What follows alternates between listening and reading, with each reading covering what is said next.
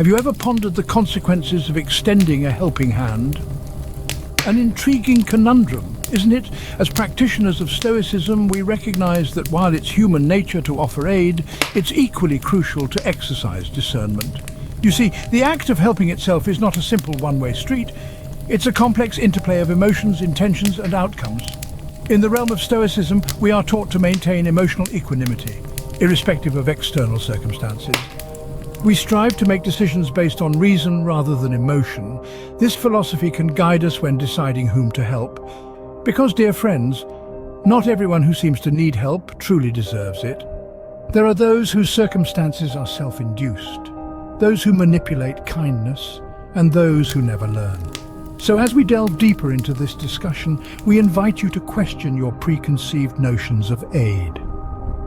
As we journey on, we shall unveil the 5 types of individuals you might want to think twice before assisting. First on our list, the ungrateful. Picture this. You extend your hand in assistance only to have it dismissed or worse, belittled. The ungrateful are a unique breed, their character traits often masked by charm or need. You lend them your favorite book and they return it dog-eared. You offer your time and expertise and they question your credentials. Even the smallest acts of kindness can be met with a cold shoulder or a roll of the eyes. Helping such individuals can be a draining endeavor. No matter the magnitude of your efforts, they remain unsatisfied, forever craving more. They are the ones who take your help for granted, viewing it not as a favor but an obligation. In the grand scheme of things, the energy and time invested in aiding the ungrateful could be better spent elsewhere. Remember, Stoics value wisdom above all. Aiding the ungrateful can often end in a thankless task, leaving you feeling unappreciated. Next, we have the manipulators. These individuals are masters of deception, using charm and false sincerity as their primary tools. They are adept at exploiting the kindness of others for their own advantage, often leaving a path of emotional devastation in their wake. Consider the case of a friend who always seems to need your help, yet never reciprocates. They may shower you with compliments, only to subtly twist the situation to their favor. Or perhaps they play on your sympathies, painting themselves as the perennial victim while conveniently ignoring their role in the predicament.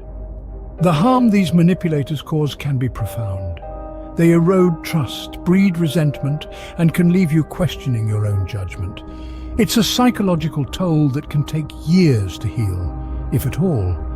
And so, it's crucial to recognize these manipulative behaviors and guard against them.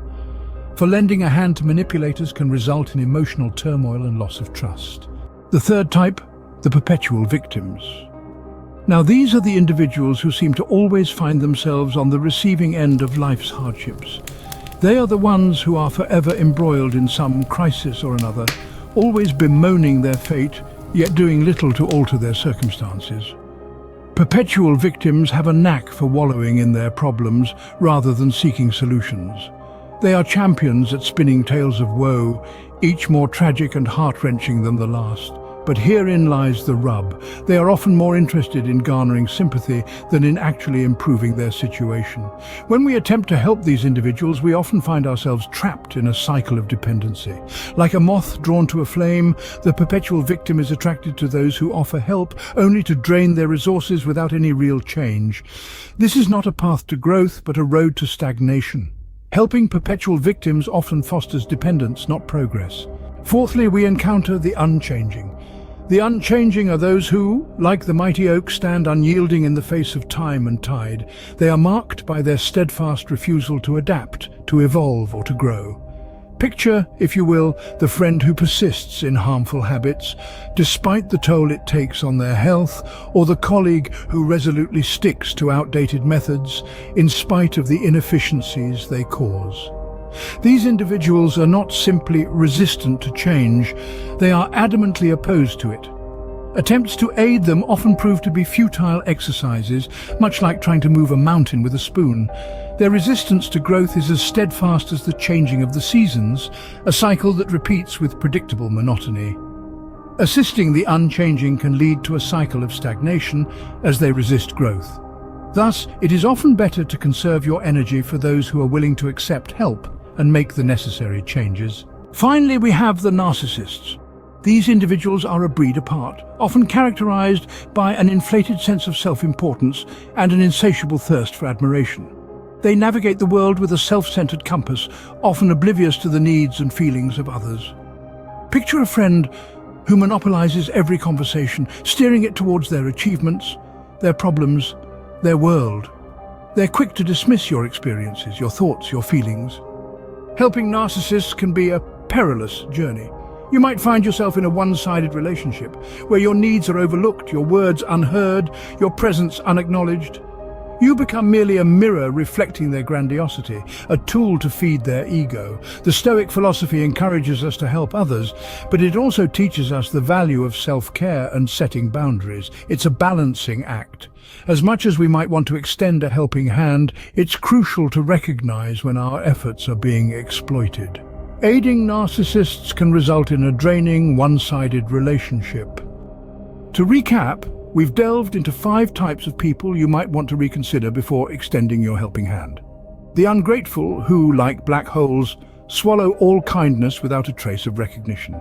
The manipulators, cunning foxes who twist goodwill into tools for their own benefit. The perpetual victims, forever wallowing in self-pity, refusing to take steps towards change. The unchanging, who, despite all assistance, remain static, stuck in their ways. And finally, the narcissist, using your help as a mirror to further admire themselves. These characters are not inherently bad, but they can drain your energy and cloud your judgment. Stoicism teaches us to help, but with discernment, to offer our hand, but not to the point of self-destruction. It implores us to maintain our inner peace and strength, even when we strive to aid others in need. Remember, not all help leads to growth. Sometimes it fosters dependency or even harm. Choose wisely who you extend your hand to.